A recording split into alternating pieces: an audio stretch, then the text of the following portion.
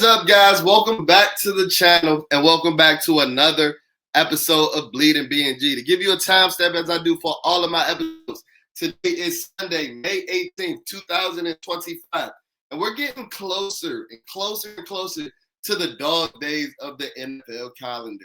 In the rear view is the NFL draft and the majority of the acquisitions that are going to be made throughout the NFL offseason. And now we just deal with the doldrums of the summer as we look forward to the 2025 regular season. So with that being said, the content is not going to slow down. The content is not going to slow down. Matter of fact, the content is actually going to pick up. But I had a couple of people reach out to me because there is a lot of things going on around the Washington Commanders community. I had a couple of people reach out to me and was like, dude, I know you're going to be doing a record prediction episode with our schedule released, our schedule being released. I believe that was Thursday, a couple of days ago. And I hope to not disappoint you guys with this answer. But I don't believe in doing schedule record predictions in May. I know that the schedule was released a couple of days ago, but I mainly use the schedule released this and my trips in the fall. I don't necessarily use that to start predicting how many wins and how many losses are going to be on the docket for the 2025 regular season. And one of the biggest reasons why, and if you guys know, and you guys have been day one Bleeding B&G supporters, you guys know I've never done a schedule prediction or record prediction episode this early in the off season. I always do a record prediction episode prior to the regular season, but the only reason that I don't do it in May is because there's so many things that can happen between May and September when the actual season starts. There's so many things that can go through our mini camp and training camp with injuries, free agent, late third, fourth, and fifth wave free agent signings, trades that can happen and things of that nature. So being that is the case, and that's the reason why I'm not going to be doing a record prediction in May. Look for that episode in August, though. I promise you. Look for some fire content in August where we predict our, Washington Commanders 2025 record. Spoiler alert, I think we're going 17-0. I think we're going 17-0. But make sure you tune into that episode in a couple of months. But being that is the case, and there are so many moves to be made over the course of the offseason, we're going to be looking along those lines in today's episode. Not a long episode for you guys at all. So before I get too deep into this episode, you already know what I'm going to say. Be sure to comment. Be sure to like. Be sure to subscribe. On the road to 3,000 subscribers, and I can't do it without your help. Hit that like button. Hit that notification button so you're not missing any of this content. And let's get into today's video. So today's video, the synopsis or the basis of today's video is we're going to be looking at who is this year's Jahan Dotson. And if you don't know what I mean by that, when I say who is this year's Jahan Dotson, that's who is 2025's surprise trade candidate, not cut, surprise trade candidate, as Jahan Dotson ended up being a trade casualty that came to a surprise to a lot of people in the Washington community, but not necessarily this guy, not to toot my own horn, not necessarily this guy over here at Bleeding B&G, because, we give you the most raw, uncut, and unfiltered analysis on your Washington Commanders. And I was saying, if you guys can remember a couple of years ago, during the 2023 season, when I would give you guys my podcast episodes after the games, I was letting y'all know then that Jahan Dotson wasn't getting open. We were talking about the regression that Jahan Dotson had during the 2023 season. And while a little bit of it had to do with Eric Bieniemy's offense and Sam Howell being his quarterback, a lot of that had to do with Jahan Dotson getting boned up at the line of scrimmage week in and week out. And y'all know we boots on the ground at what was then FedEx Field, what is now Northwest Stadium, and we saw it with our own two eyes. We saw it with our own two eyes, and that's why I actually wanted to pull up this tweet if you're checking us out on YouTube. Shout out to my guy, Jeff Mueller. He actually shouted me out last year. Because, we got a little credibility over here at Bleeding B&G. If you guys don't know who Jeff Mueller is, he's one of the more notable fantasy football doctors who gives instant analysis on, injuries that happen throughout the NFL season. And he tweeted this right after or prior to the Jahan Dotson trade. But he was keeping tabs on your boy, Bleeding B&G. No diddy. But he said a good follow for Washington Camp Insight and Fantasy Impact is Bleeding B&G, yours truly. He said, Bleeding B&G noted that Jahan Dotson has struggled mightily. Luke McCaffrey has not stood out. Could be wide receiver 5 or 6 entering week 1. Olamide Zaccheaus was the favorite to be wide receiver 2 over Jahan Dotson. De'Ami Brown is making a push. Looks like I had the crystal ball out in August last year. Looks like I have the crystal ball out in August this year. And I'm going to just go ahead and say it. If you haven't already, those are all the reasons why you need to hit the pause button, hit that subscribe button. Because I went 4 for 4 in this analysis last year. I went 4 for 4 in this analysis last year. And this was prior to Noah Brown becoming a Washington Commander and prior to the Jahan Dotson trade, as I previously mentioned. So this is all the reason why you should listen to today's video. Because this video comes with a little bit of credence, because I might know what I'm talking about, because I'm not caught up in the fanboyism. That no shade, because I get it. We're the biggest fans of one of the feel good NFL stories of the last couple of years, and I totally understand it. But I'm a realist, and I use my football eye to evaluate every player, not just the Washington Commanders, but every player amongst the NFL. And I just never got caught up with, the Jahan Dotson truthers that were putting out last year during training camp when I was pushing out this narrative. No shade to y'all, because I rock with some of y'all, but y'all know who y'all are. And I saw them. I saw the sub tweets where y'all were telling me, like, or putting out there, not necessarily at me, because I wasn't doing that. But y'all was putting out there, like, the people that were saying that Jahan Dotson was struggling and everything didn't know what they were talking about, because he was open all of 2023 and all these other bullshit that y'all was just lying about. Like I said, no shade, because I do rock with some of y'all in full transparency. But I went and got an eye exam like in August of 2024 after I heard a couple of people say that Jahan Dotson wasn't a reason for his regression in 2023 and everything was Eric Bieniemy and Sam Howell's fault. Because y'all know I boosted the ground at Northwest Stadium, and I was like, are my eyes fucking deceiving me? Did I not see what I saw every week in and week out of Jahan Dotson getting bullied at the line of scrimmage? Like, what kind of film cut-ups do they have that I didn't see with my 2 eyes? But it seems like me and Adam Peters, twin, shout out twin, it seems like me and Adam Peters evaluate with the same type of eyes. Now, I'm not saying I need to be an NFL GM. I'm just a YouTuber, but that's all the reason why you should hit subscribe.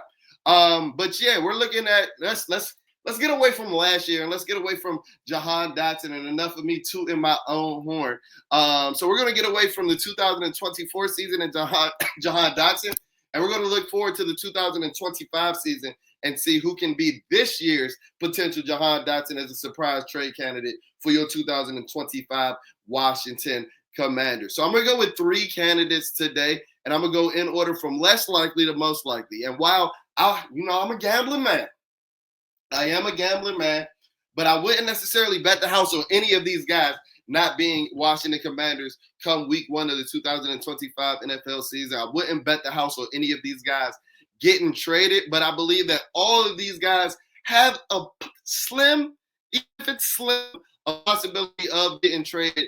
And let's just say that prior to week 1, and let's just say that their probability isn't 0.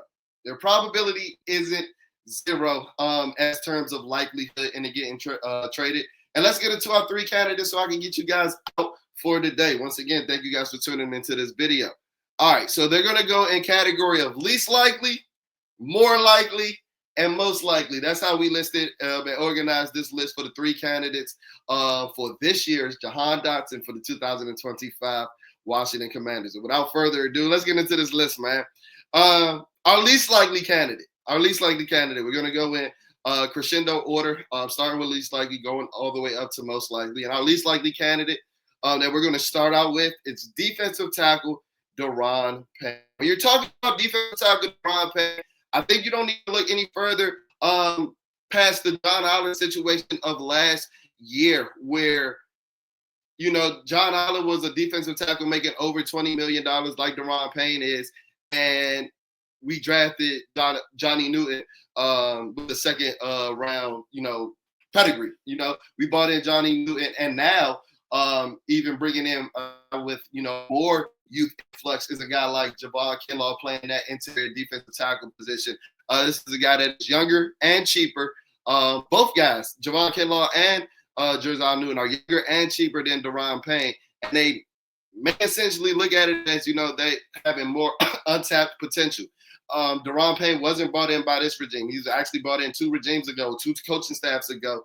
But the guys that I mentioned, Jerzon Newton and Javon Kinlaw, were. And it seems like Adam Peters seems like he has the the secret sauce, the Krabby Patty formula on Javon Kinlaw. He seems to think that Javon Kinlaw, he has a difference of opinion of Javon Kinlaw than the majority of the league and the consensus of the league has. And I'm going to just leave it at that. So I think that he thinks that Javon Kinlaw is going to reach that potential as a Washington Commander with his second stint under Adam Peters, tutelage and things of that nature.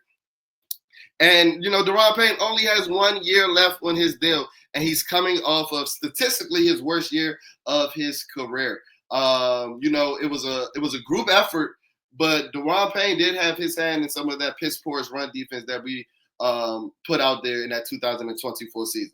While I'm not putting the sole onus on him, and while I'm not saying that he's the main culprit, he did have a hand in it. Deron Payne did have a hand in it. You'll be fooling yourself if you think that Deron Payne was, like an anomaly, and he was the exception and not a part of the rule or a part of the trend per se. But trading Deron Payne, the Commanders would see, or they would incur a $16.8 million cap hit in dead money with a $9.3 million in saving, according to overthecap.com. And this is one of the reasons why he isn't as likely as some of the other candidates on my list, because to be honest, that contract, even though it's a 1 year deal, that ain't a small penny. That ain't a small penny having a defensive tackle get paid over to $26 million a year. When you're paying defensive tackles that type of money, you're paying them to be elite. And we were paying John Allen and Deron Payne that type of money last year, and neither one of them gave us elite performances at any portion of the year. At any portion of the year. And then encapsulate the year Deron Payne doesn't play in the NFC Championship game. I totally forgot about that until I saw somebody mention it on social media. And while, he was injured, and I'm not going to question his ability to go out there and play, the optics of it doesn't look great at all. With him missing out on the NFC Championship and Saquon running down our throats like the fucking Tasmanian devil.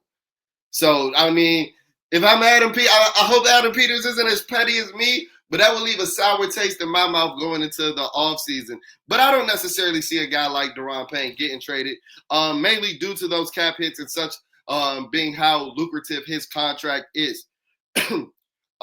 Because you would need another big contract to trade for to offset those cap implications that I mentioned. So with that being said, the only type of trade possibilities or the only type of trade scenarios that I can see a Deron Payne being involved in prior to week 1 or prior to September is if it's for the likes of a guy like Trey Hendrickson, defensive end from the Cincinnati Bengals, another big name that's tied to another big contract, that's looking for another big contract. He's on another 1 year deal, but you can match up those salaries to make them offset.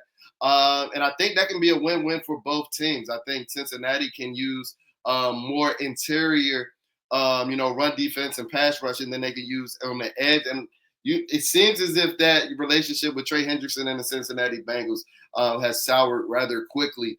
So, a guy like Trey Hendrickson or along the lines of that, with that high-level, high lucrative type contract, that's the only potential scenario where I could see Deron Payne getting traded for. But like I said, the probability ain't 0%.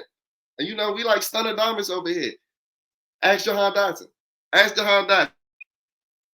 So moving on to our more likely candidate. Our second candidate on the list. And this candidate or this player is offensive lineman Andrew Wiley. The reason that I put Andrew Wiley on this list is because he seemed to have lost his starting spot with Larry Tunsil and Josh Connolly projected to be the bookend tackles. Andrew Wiley slided out, or he played right tackle last year, even though he has the capability of playing the position. And if he doesn't solidify the right guard spot with Sam Cosmi being out early in the season, I do think that there's a possibility that Adam Peters can, put him on the trading block and put some feelers out there to see what he can get for a guy like Andrew Wiley before cutting him and letting him walk for anything. Because I think a guy like Andrew Wiley will be more attractive than a guy like Nick Allegretti. First and foremost, if he doesn't win that guard spot, I think he would have lost it to a guy like Nick Allegretti, with Brandon Coleman sliding in at the left guard spot and Sam Cosmi not being available at the beginning of the year. So he would have lost that spot to Nick Allegretti. But I think he'll be more favorable, even if that happens, on the trading block with his versatility, with his capability of playing the guard and attack position, being a swing tackle, things like that. And while I know Andrew Wiley's been a puncher bag on this podcast before, I totally get it and I totally understand it. And that's just what comes with giving you the most raw, uncut, and unfiltered analysis or your Washington Commanders. With Andrew Wiley playing like some shit, we're going to tell you that Andrew Wiley's playing like some shit.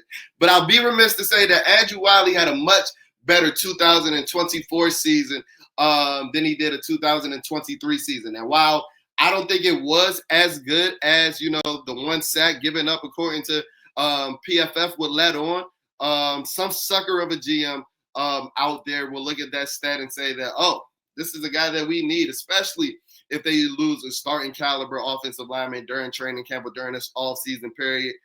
They can bring in a guy like Nick Allegretti to fill in a number of holes, or to simply be a depth piece with his capability of playing both guard and tackle. Like I said, he only gave up one sack last year.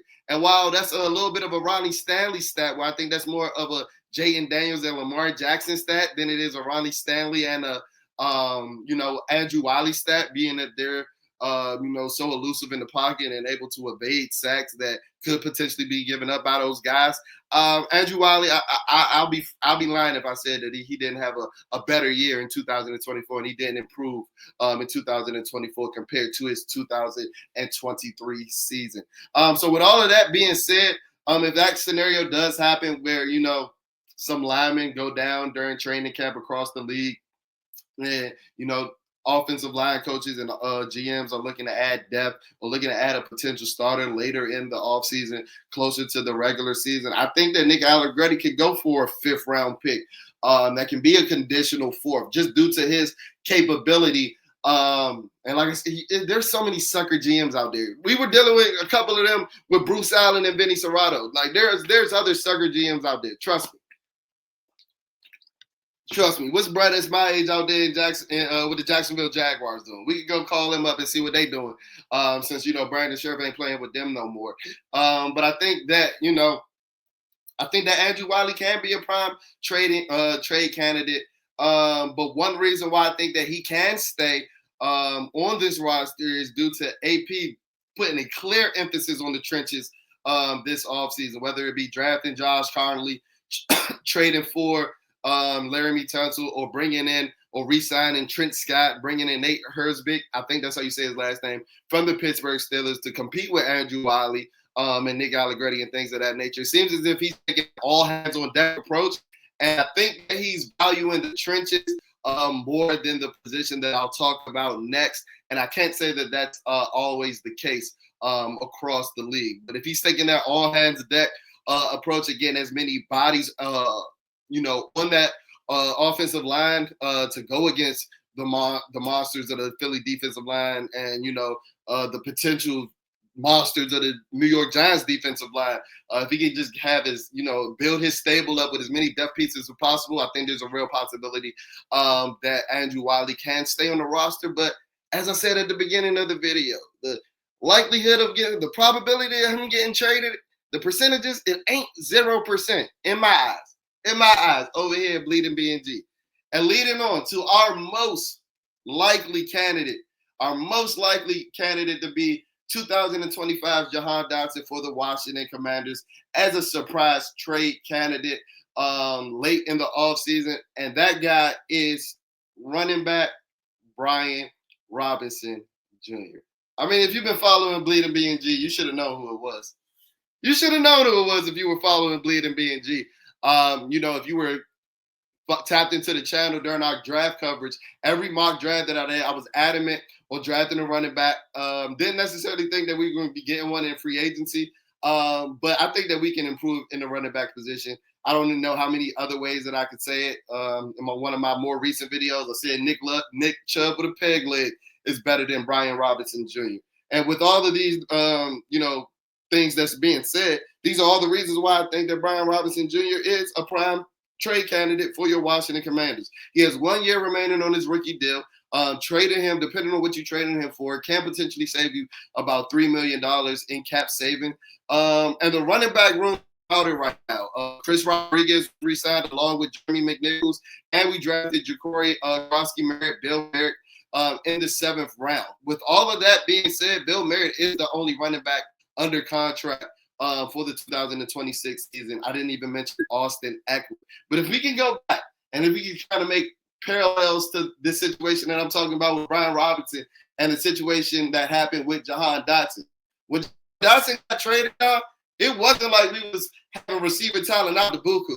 It wasn't like we just was littered with receiver talent in that wide receiver room when we traded Jahan Dotson due to embarrassment of riches. So I know that the names that I said, Chris Rodriguez, Jeremy McNichols, Austin Eckler, Bill Merritt, I know those names might not pop off the page. But if these guys are out playing Brian Robinson during training camp, during the offseason, during the preseason, you should not be surprised if Brian Robinson gets traded prior to week 1. Logan Paulson said in one, I forget if it was on the Command Center's channel or on Take Command, where he said he believed that the running back position is an open competition right now. And that's surprising to hear him say when we didn't do anything other than re-sign some guys that we had last year and draft a 7th rounder. That should tell you what this coaching staff is thinking. That should tell you what this front office is thinking about Brian Robinson Jr. And it's the things that Bleeding B&G been telling you for a couple of years now. Because as I've said before, and I've even been the one to give him out. I've even been the one to give him a pass. But I'm even getting a little fed up with Brian Robinson, the way he coming at the fans, telling us to keep that same energy on Twitter. Bro, just play football. Just play football. Because if you were a Bleeding B&G supporter, and if you've been tapped into the channel for a couple of years now, you know that I've put it out there that the theory that I've had for the reason that Brian Robinson slows down every single year in the second half of the season is due to the shooting. While he overcame that shooting prior to his rookie year on 8th Street when some YNs was trying to rob his car, and that's an amazing feel-good story. He got shot in his knee, bruh. And if you look at, the injuries that he sustains later in the years, later in seasons over the course of the years, there are other lower body injuries that you'll be a fool to not think that his knee is trying to overcompensate for. So while he's a tremendous feel-good story, and I don't think that Brian Robinson is his bad back, I don't think he's an RB1 for a Super Bowl winning offense. I don't. With all that being said, the facts are the facts. The facts are the facts. Brian Robinson's PFF rushing grade has declined in all 3 seasons, matched up with my eyes and what I just told you. And his 34 missed tackles forced in 2024 was tied for 27th out of 31 qualified rushers. 27th out of 31 qualified rushers as far as missed tackle rate. He's a power back with no power. He's a power back with no power. 8 games last season with less than 50 yards. Well, guess what? Majority of them came over the second half of the season. Wonder who's been telling you that for a couple of years now. Brian Robinson came out of guns a-blazing at the beginning of the year last year.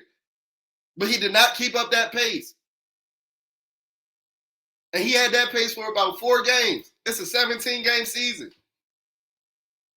We got to stop holding on to the idea of Brian Robinson as an RB1. I think he can be a fine, solid RB2. A good goal line back. But if you can trade him for a 6th rounder or a conditional 5th round pick to get some value before he walks as a free agent, because right now, how many of y'all expect us to sign Brian Robinson to a rookie extension or to a contract extension past this year? If you put the hand up, please put it down, because it'll look like a damn fool. Now, if he goes out and has a Saquon Barkley type year, goddamn, I'll give him a blank check. Write whatever number you want. That's about the same amount of likelihood as me having a Saquon Barkley type year, to be 100% honest with you. And he wasn't drafted by this regime. He wasn't drafted by Adam Peters. And 2 of his former running backs coaches and Randy Jordan, who's the running back coach for the Tennessee Titans, and Eric Bieniemy, who's the running back coach for the Chicago Bears, they can use some running back help. So just reading the tea leaves, just knowing what I know, pulling out the crystal ball like I did for Jahan Dotson last year, I've come to the conclusion that Robinson Jr. is the most likely trade candidate or surprise trade candidate this year is Jahan Dotson for your 2025 Washington Commanders, followed by Andrew Wiley, followed by Ron Payne. So that'll do it for today's episode. Let me know what you think about my list. Let me know what you think about my list. Do you agree with the list? What are some players that you would take off my list and add some players that you would add to the list? Infiltrate the comments. As always, if you're not following us on social media, what are you doing? At Bleeding BNG, BLEEDING, BNG. That's our Instagram right there. And our X handle is spelled a tad bit different. That's BLEDIN, BNG. So there's only one G in our X handle. As always, if you're listening to us on audio-only platforms such as Spotify, Apple Podcasts, please leave a rating. Please leave a review. That's how we finesse these algorithms so that when you're searching anything Washington Commanders, Bleeding BNG is that number one content hub that pops up in your search bar. And as always, man, we got content on content coming out the buku, man. So putting out more Wizards content. So if you're a Wizards fan, you want to subscribe. Next episode of Wiz Kids Forever coming out in the next couple of days.